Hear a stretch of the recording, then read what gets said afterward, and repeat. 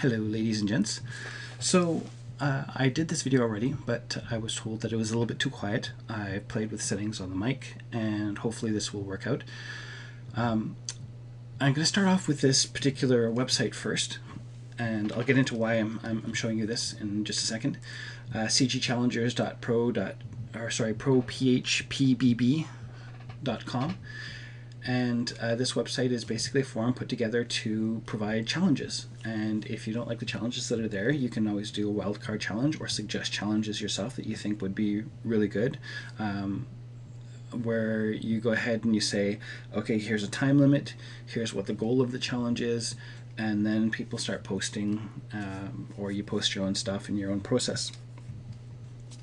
The idea being really to get people to work on new artwork for one of two purposes. One, to improve yourself, to become better at something. So some of the challenges are surrounding the idea of improving a specific skill set, becoming better at it. And other things are to show off skill sets, to show off things that you could put onto your portfolio. And then of course show it and try and get a job from it. There's also a job posting area in there, etc. Now, a number of challenges on different websites, they basically exist for a month. Let's say, it's the month of January and we're going to have this big challenge and you're going to do an ice monster. And we've got all these judges and maybe we'll have a gift that goes along with it. And those are really exciting, but they only exist for that one small period of time. Numerous times I've gone to a challenge like that and discovered that it's long since over. Maybe it's even a year old. And I thought, wow, I would have liked to have done that and have people give me feedback and encourage me along my way. And I felt really disappointed that I couldn't have that because it's over, it's done. And that's not the way that this particular website is set up. As soon as you start a challenge, you can start at any time that you want. There is a time limit assigned to the challenge, but it's up to you to decide how you want to start and end. So if it gives yourself a week, you find a point in time where you have a week you can devote to it, and you just take a week and it's over. And then you can do it as many times as you want. So these challenges never expire is basically what I'm saying. Now, why am I mentioning this? Well, because what I'm about to show you is underwater lighting, which was related to a challenge that I posted on this forum here already and decided to take on, and I'm hoping some other people will take it on as well, although some people were waiting for this video in order to start. So let's get on with the underwater lighting. So underwater lighting is composed of a bunch of different things. Now, if you were to go ahead and look at color temperature, you'll note the color temperature typically in a sky area will go from blues down to yellows into reds and so on and so forth. And you see that at sunset, right? When the sun is down over the edge of the horizon, it becomes red because it's passing through more actual physical atmosphere.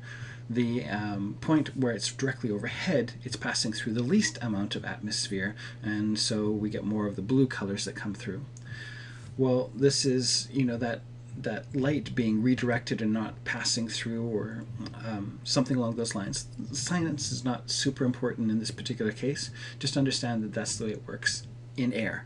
But underwater, it uses an inverse fall-off, where the reds and yellows tend to fall off sooner than the blues do, which is why when you look underneath, you'll see blues and greens typically under the sea. There's a lot of that stuff coming through. So lots of blues and greens. Another thing is that while there are many photos that you'll probably find on the internet that are clear, they may be clear for a fair distance, maybe some Caribbean areas where the water is particularly crystalline. This is the more common one that you'll see. So this is what I'm going to go off of, is this idea of a lot of sort of fog.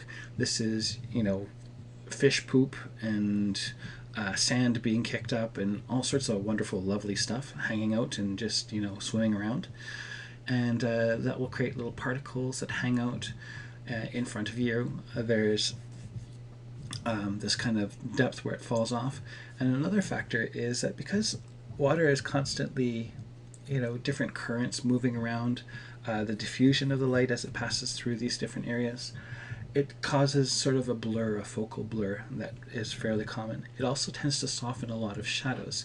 So these are the kind of main things that you're looking for. Softer shadows, a little bit of depth fog, particles hanging in the air, and the kind of blur, slight blur there. There's another factor which I'll show in just a second. It's hard to see, and you can kind of see it here actually. It's sort of a haze or a glow that appears around objects that are properly illuminated. So what happens is the light comes down, it hits the surface and reflects off, but it scatters and it creates this kind of halo. And it's a little bit difficult to see here, but if you do a little image processing, they become more apparent. So it's a subtle effect. Now, another factor that you'll tend to see, just to kind of reinforce some of this idea here, is in this particular case it's a clear underwater scene. You see a lot of blue spill light, but this is inside of a pool. We're seeing the blue spill light coming off the bottom of the tiles. Maybe the tiles have been painted blue to try and enhance that feeling. So, but again, it's the same idea, right? You're seeing a lot of these blue lights filtering around through this environment. Another factor is these caustics. So in shallow water, you're going to see a lot of caustics going on, whereas in deep water, you notice no caustics. Why not? Well, it has to do with the same idea of why shadows become blurred.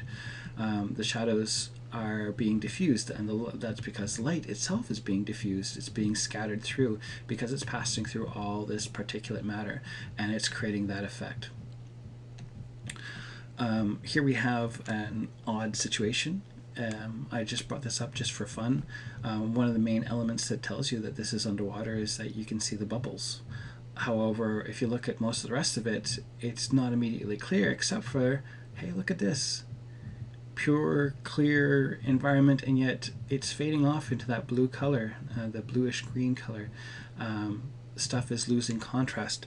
Again, it's a sort of subtle fog there, and the blue-green spill lights that are going on. So again, it's consistent. Even in this crystal clear sort of setting, it starts to fall off.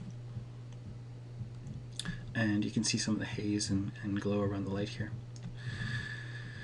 Here's another example. Nice and clear here, and it very quickly falls off into what's pretty much unseen in the back here. So here's my quick little pass at it. Simple environment, simple geometry, nothing really elaborate. So a few cubes and a really simplistic low poly ship has been thrown in there, and a little kind of sculpted environment. And what I've done here is, just for a little bit of drama, I added a flare just to show you that red light can exist underneath the water and look correct, but it just depends on your presentation, really. It will fit. I've got that focal blur that's going on in there, and I've got the depth fog going on. I've got some particles that are hanging out in here, and all of these elements have come together in order to create the feeling of an underwater environment. That's my goal, underwater. So how did it put together? How did it become one with my Maya universe? Well, that's a very good question, and I'm glad you asked it. So, first off, particles. Really simple. Just took a plane, went up to particles, and emitted from object. Told it about 200, and then I did intend to do a little bit of animation initially, but I've decided not to. I'm sorry, just I didn't feel like it. I added a gravity and turbulence initially to try and get the falling debris look, and I've allowed it to play out to 125 here to get that feel there. And there was a bunch of other stuff that I could have played with to slow it down. I played with the scale of the scene a few times, so that changes. I've got my point light, which is hanging out here. So point light, go here. It says intensity 1, quadratic fall-off. Quadratic fall-off is important. As soon as you use quadratic fall-off, however, you should always start using your linear workflow, which means adding a gamma to the final image. I will show that note in just a moment. Despite this fact that it says intensity 1, it's not actually an intensity 1. it's actually an intensity of 2, because I've see, I speak good English. I took the value of 1 that would be here, and I raised it to a value of 2. Now when you do that, of course, you should not be using full saturation, otherwise it will not peak to a white color. If you use full saturation, it will never go up there. Try to keep it around 0.9 or lower, typically speaking. I just dragged it roughly there, and what will happen is that if you keep on raising this up, getting this value higher and higher, it will start to peak to a desaturated value where it goes to a white, but it will still cast a red hue out into the environment. So it would be getting brighter and brighter and brighter here, but it would still cast a fully saturated redness into that environment, even though it was peaking to white, which is the natural response. This is what real lights do. Real lights will peak to white, and they will then, fall off into a more saturated version. So by peaking that value there, it gives me the same kind of impact. Old trick. I've got another point light that's hanging out here. This one I did play with intensity, and I didn't really mess with this value too much. So it's just a light sort of cyan color. You can see it's a value of 1, just low saturation. And it's casting light into the environment. I've added a bit of the cyan because of that underwater premise, the idea that everything is going to have a little bit of a blue in it, which is another reason to desaturate the red, but I digress. So adding a little bit of bluish to it, and it's basically representing in this environment as if it was kind of a white light in this environment. And I've placed it really close to the camera, just kind of up off to the right, because that's typically where the flash bulb or the underwater light would be on the camera for the person taking the photo. So to mimic that same kind of look, I've just placed a large point light there and let it do its thing. Now this is really up to you whether or not you want to do that. Maybe you're trying to give the feeling that that's not the case. It's not an underwater photographer. It's more, deep and murky and whatnot. You can go ahead and do your own thing, but that's what my thinking was here. This is the reason why I used it. And then I have my directional light, which is essentially kind of like a fill light of sorts. Now, when I talk about this one, it's going to make clear a bunch of other stuff with regards to these fall-offs and how they're responding here. I have a fluid in this environment which is casting shadows. So the particulate matter that I've created actually affects lighting. So it doesn't just become illuminated or look like fog going off into the distance. It's actually being affected by the light and self-casting shadows and stuff like that, and breaking down the light so that there's not as much impact in the environment. So despite the fact that I've set this at a value of 1, you can clearly see in the render view that it's not very high. It's actually a very low amount of light, and that's because of the fact that it's casting shadows, and the particulate in here, which is the fluid container, is causing that. Now the fluid container itself, this is kind of the big part of this.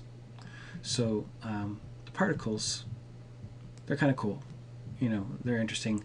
I've put a little white Lambert on it, nothing elaborate, nothing really crazy. It just, like Lambert 1, which is normally on it, I just recreated another Lambert and made it white, just so they showed up a little bit more. I set them to about 200, and I let them render as is. Mental Ray will just render them as little points. It's good enough for this particular instance. The fluid, I did make some changes to. So I did keep it currently at its base resolution of 10. However, if I want this to look a little bit better, I should increase that particular resolution in order to get a better result. Another factor here is because of the low resolution, I've made sure to align my actual piece here. I'm just going to zoom out here to give you a better idea. I'm not taking the image at an angle. What I'm doing here is I'm making sure that it aligns to my camera, and this way I'm looking through it. Imagine this kind of like panes of glass, and when you see them at glancing angles, they become more apparent at lower resolutions here, so you actually start to see the edges a little bit more, whereas if I align it to the camera, I see it a lot less. So even at low resolutions, I will still get a fairly decent render off of this, but I still should improve it. Another factor to improve this, other than increasing the resolution, is also the shading quality. So under the shading quality, I increased it from a level of 1 to a level of 2, which takes less of a hit to render than adding the additional geometry, or not geometry, the additional voxels, so the resolution. So by changing this, I increase the quality without a huge hit to render time. However, using this method will hit your render time pretty harsh, and as soon as you add the focal blur, which I'm going to show you in a moment, it also takes a even higher toll on your render. So these renders are currently sitting at about 10 minutes for this base kind of resolution of this, and the same thing for my depth of field. It's also got a fairly low sample rate, so in order to improve the final result, I'd have to up those, and it could take up to maybe 30 minutes a frame, which when you're looking at rendering off an entire sequence at 30 frames per second, you know, you're looking at 30 times 30 for 1 second. That's pretty significant. I had to pause for a moment to think about the math.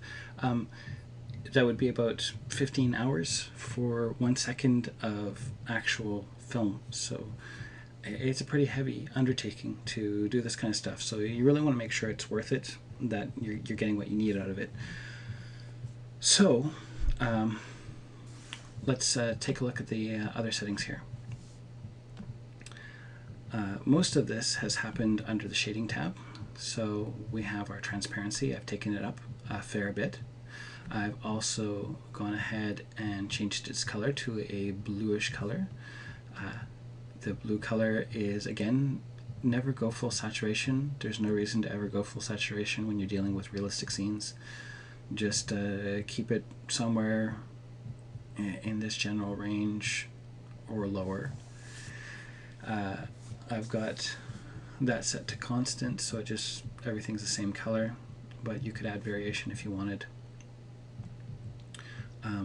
The ways that you could do variation if you had a scene where it's maybe visible towards the top is you could set this to maybe like a Y gradient and go to more, let's get that other way around, to more of a cyan kind of fog at the top there, and you would get that feeling of more sunlight there where the deeper colors are down here. Quality. The quality here I've taken down a little bit, down to 0.6, or sorry, opacity. I don't know why I said quality. Opacity I've taken down to 0.6, and that's working in conjunction with this transparency here, as well as with this input bias. And ultimately they're all working together to control how opaque or not opaque it is.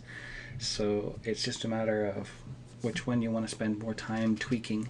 They're all doing essentially the same thing in this particular context anyways. So as I brought this down, it would focus more in this region for its fall off, which means it would become more and more transparent as I drag this down. So by playing with this value and playing with this value here and this value here, you eventually reach an equilibrium. Now, these settings may seem fairly important for you to note down right now, but they're not. This is going to depend heavily upon the scale of your scene. I've been mucking with the scale of my scene a fair bit and tweaking these values here and the size of the cage for my fluid quite a bit. So I've scaled up the size of my cage by 3 and 2 here from a value of 1, which should tell you pretty quickly that my scene is actually fairly small. It's not real world scale currently. Whereas if I were to set it to real world scale and start working with these other values, then I would start dealing with probably some very different numbers in here. I would also have to deal with a lot of different numbers with regards to my point lights in terms of their intensity, probably dealing with things closer to maybe 100 or even 1,000 in order to get those things to work correctly. So remember that lighting and these effects are all very heavily dependent on the scale of your scene. Do not look to some tutorial who will give you specific values and think that those are going to be the key things that you have to use for your environment. Always remember that scale is going to have a huge impact on your lighting and your environmental effects. That includes the speed of the particles, for that matter. Larger environment, much slower travel time. However, the way that particles tend to render, they wouldn't actually get smaller. They still render as single points, oddly enough, but that's besides the point. So you'll also notice that this opacity has been set to constant. Constant basically means that it is consistently dense throughout the entire environment. The only thing that will be different is the edge drop-off, which is right here, which is when it gets close to the edge here, you will see it drop off, it will fade off to give a soft edge. That doesn't really have a huge impact on you right now with regards to how you'll be using this, is because you want to be in the thick of it and you don't want to see the edge. Notice how I've brought myself in so they can't see the top or the sides. That's what you want to use this as. You want to be able to have that kind of control.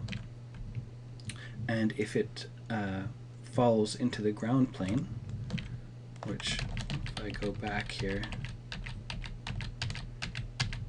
get that back in there, and let's undo my camera moves using the square brackets next to the P key to undo my camera moves. Maybe. Or not.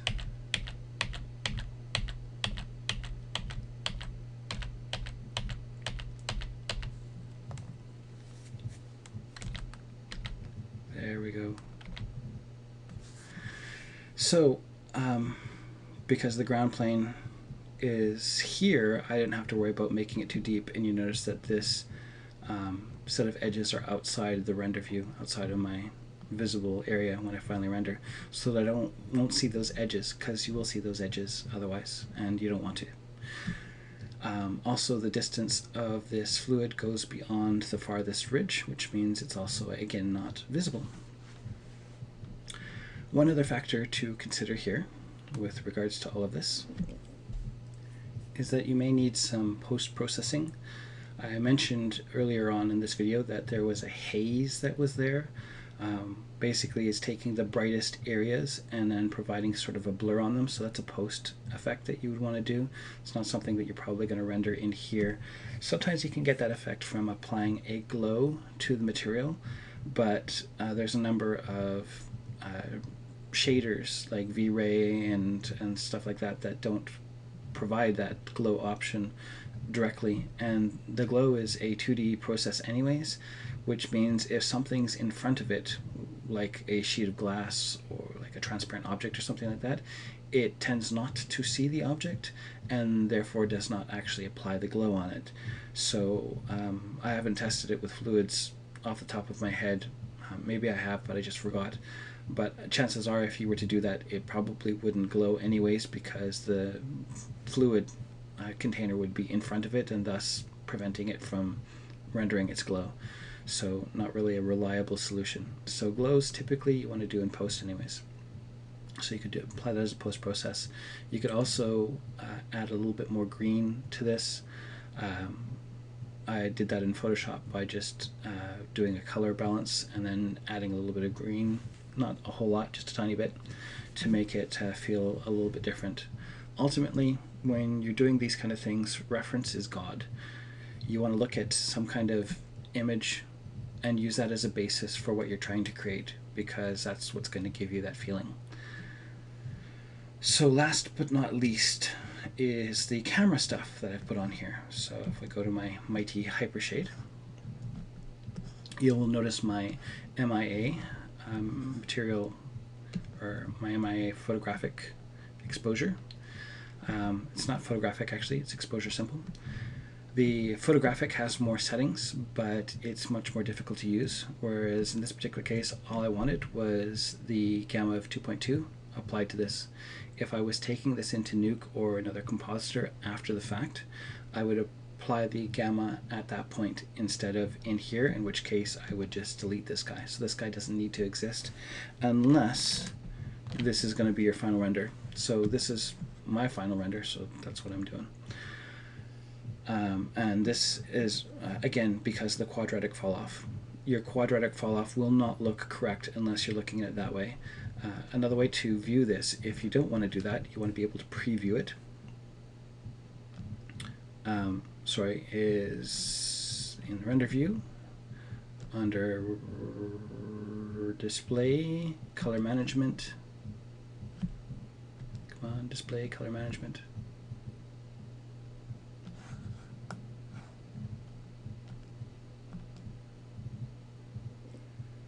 Apparently it's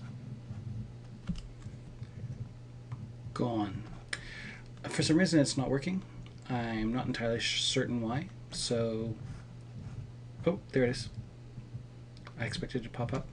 My brain just had a relapse. So this is it right here. You have your sRGB, and you can go ahead and change that, and you can see that it will change your appearance. So if I treat this as linear, so my input was linear, then I wouldn't need the gamma 2.2. Basically, it would look like this instead. So this is what it would look like if I was playing with my lighting without that gamma 2.2 on. Whereas this is what it looks like if I were to set that to linear, and this will automatically apply the gamma 2.2.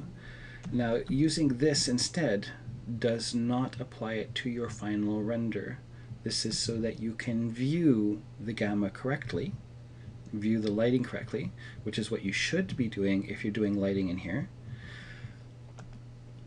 But when you save it out, it will save out like this.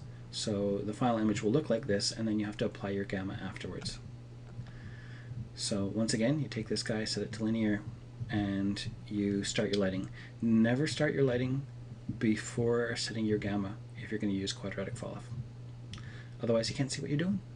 It's not good. It's not good, people. Okay, what else? What else as I ramble on and on and on? This guy. Lovely, lovely. We have the plane, the radius, and the samples. And plane is basically how far before it becomes in focus. Remember, I said that in my scene I'm not using real world scale. So again, this is going to be a huge factor on that. I've set it to a distance of 7 to be the point where it is in focus. So that's the point that's in focus, and anything off from that will gradually become out of focus. And that is based on this little puppy here. This guy is determining how blurry it becomes over that distance. So the lower the number, the less blur. Then we have the lovely samples, and the lovely samples will prevent it from looking noisy. So right now it's set to 4, which is, as I said, fairly simplistic. I would have to increase this in order to get a better sample quality where it looks proper, rather than a noisy kind of blur. And that's pretty much it. There's a bunch of other stuff that you can do with this. If you want to look it up, you can use the actual bokeh things, although it does an automatic bokeh effect where it creates the circles when it blurs particles out, and anything like little light flares and stuff like that will tend to go to circle shapes, like you would expect with a regular circular camera lens.